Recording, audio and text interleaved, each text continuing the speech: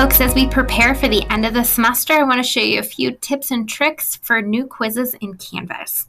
So after I've created my new quiz, I'm going to go down to Build, and there are a few question types that are great for authentic assessments or assessments that really challenge students to apply what they've learned.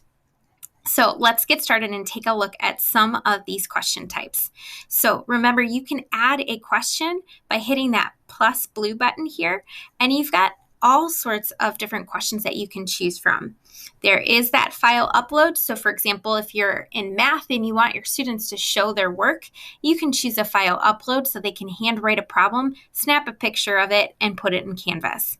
You can also do a formula or a hotspot. Now, below here, I have an example of a hotspot question. So if you are asking students to graph something, you can create, let me go to edit here.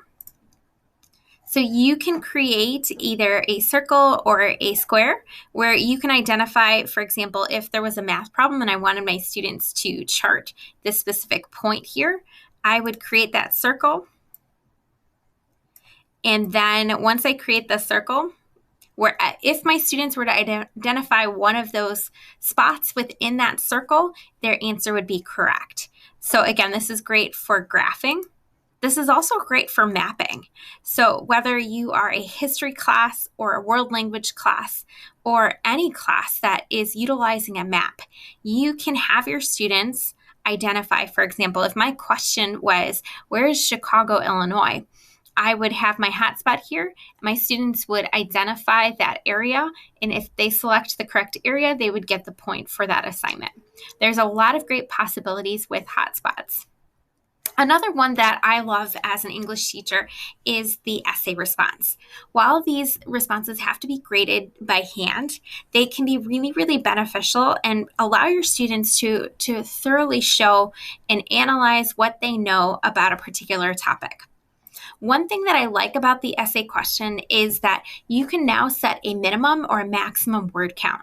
So this is really nice. If you want to make sure your students are giving good details, perhaps you set a minimum word count so that students know that they have to give a certain amount of detail before they can submit that essay response. You can also, if you're in math or science, you can have an on-screen calculator. You can encourage students to use that rich content editor, which would allow them to edit or manipulate the text.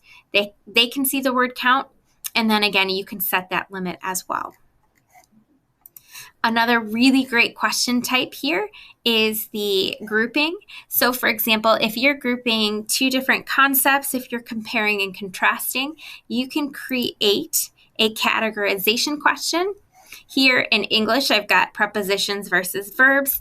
This would be really great if you were doing something in history where two opposing sides had different points or perspectives. There's a lot of different options and features for categorization. So definitely something to check out here. My final tip with new quizzes is that stimulus question. I know that this is really popular in a lot of people who like to utilize new quizzes, but the stimulus question has shifted a little bit. Now I can create that stimulus.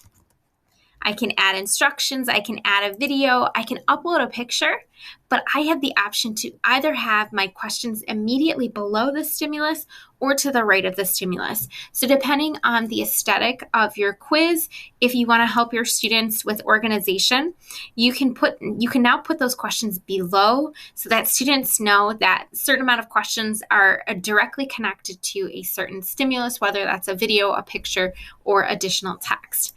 So keep playing around with these different features. And again, there's so much more to new quizzes than just that multiple choice or true false. So play, explore, and share what you've learned with your CLTs.